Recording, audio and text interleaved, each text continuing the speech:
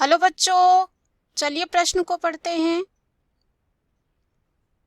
मनुष्य के स्पर्म के मध्य भाग के मध्य की अनुप्रस्थ काट में दिखेगा। पहला है सेंट्रियल माइटोकॉन्ड्रिया और माइक्रोट्यूब्यूल्स की 9+2।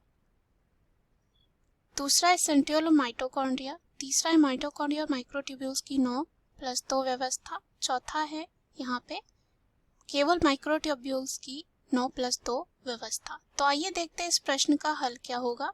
सबसे पहले जो है इस प्रश्न में हम बात करते हैं मुख्य अवधारणा की। देखते हैं कि स्पर्म या जिसे हम शुक्राणु कहते हैं वो क्या होता है। शुक्राणु की बात करें तो ये जो है बहुत ही छोटा धागे नुमा संरचना है। शुक्राणु के उत्पन्न होने की प्रक्रिया को शुक्र जनन कहा जाता है। शुक्राणु एक नर युग्मक होते हैं जो वृषण के अंदर नर जनन कोशिका के द्वारा उत्पन्न होते हैं। अगर हम इनके संरचना की बात करें तो कुछ इस प्रकार होता है कि मानव शुक्राणु को हम कह सकते हैं 4 मुख्य भाग होते हैं। पहला होता है शीर्ष, दूसरा होता है ग्रीवा, तीसरा होता है मध्य भाग, चौथा होता है पूंछ। एक एक करके हम जो है इनके बारे में देखते हैं। सबसे पहले हम शीर्ष की बात करें तो ये 2 भागों से मिलकर बना हुआ होता है। एक होता है अग्रपिंडक और दूसरा होता है अगुणित केंद्रक। तो अगर हम बात करें अग्रपिंडक और दूसरा होता है अगुणित केंद्रक, तो अग्रपिंडक शुक्राणु का शीर्ष भाग होता है, यानी कि सबसे ऊपर होता है। टोपी नुमा संरचना होती है जिसे हम अग्रपिंडक कहते हैं।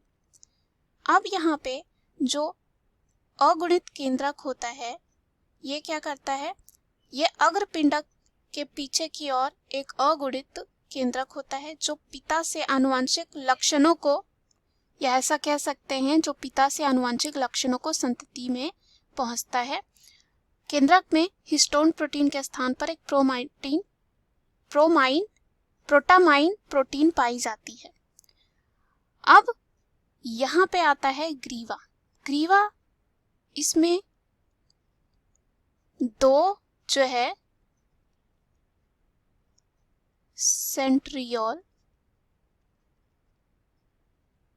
होते हैं, या जिसे हम तारककाय भी कहते हैं, और एक दूसरे से 90 डिग्री के कोण पर स्थित होते हैं। इसमें एक समीपस्थ यानी कि पास का और दूसरा होता है दूरस्थ यानी कि दूर का कहलाता है।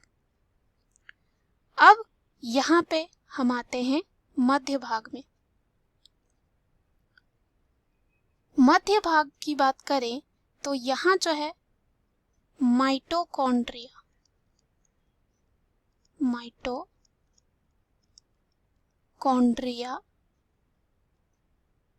जो है होता है जो गति के लिए ऊर्जा प्रदान करते हैं। माइटोकॉन्ड्रिया अक्ष तंतु के चारों ओर व्यवस्थित होते हैं जिसे निबेन कर्ण कहा जाता है। और मनुष्य के स्पर्म के मध्य भाग की बात करें तो मध्य की अनुप्रस्थ काट में हमें जो है माइटोकॉन्ड्रिया दिखता है, साथ ही साथ हमें जो है दिखता है माइक्रोट्यूब्यूल्स की 9+2 की व्यवस्था। और ये व्यवस्था 9 परिधीय सममित रूप से व्यवस्थित सूक्ष्म नलिका यानी कि माइक्रो ट्यूब्यूल्स द्विक को संदर्भित करती है। और इस प्रकार हम कह सकते हैं शुक्राणु के मध्य टुकड़े का अगर हम मध्य भाग के मध्य की अनुप्रस्थ काट में अगर हम देखना चाहें तो हमें माइटोकॉन्ड्रिया के साथ साथ सूक्ष्म नलिकाएं की 9+2 व्यवस्था दिखेगा।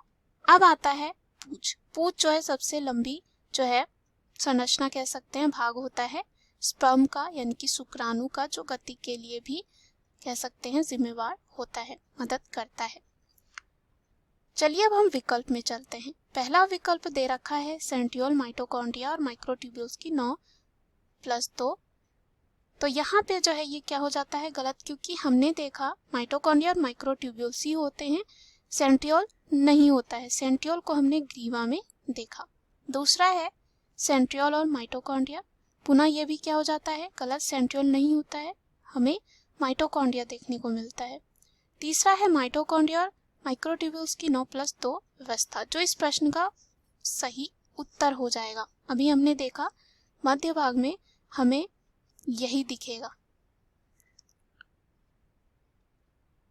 चौथा जो दे रखा है केवल माइक्रोट्यूब्यूल्स की 9+2 व्यवस्था, तो यहाँ पे सिर्फ ये नहीं होगा, माइटोकॉन्ड्रिया भी साथ होगा, तो ये क्या हो जाता है गलत। दिए गए प्रश्न का सही उत्तर सी है। आशा करती हूँ यह उत्तर आपको समझ में आया होगा। धन्यवाद।